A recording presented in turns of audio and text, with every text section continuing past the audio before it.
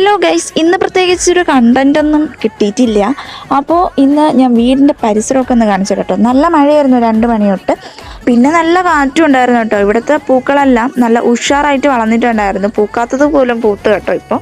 അപ്പോൾ അപ്പുറത്തെ വീട്ടിലെ മാവിന്ന് മാങ്ങ വീണ് ഇവിടെ എല്ലാം ചറ പറന്നാണ് കേട്ടോ വീണ് കിടക്കണത്.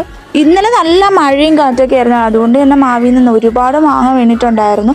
അതും പുറത്തിറങ്ങാൻ പറ്റില്ല, പുറത്തിറങ്ങിയ ചത്തു പോകും. അത്ര പവറിലാട്ടോ ഈ മാങ്ങകൾ വീണുകൊണ്ടിരുന്നത്.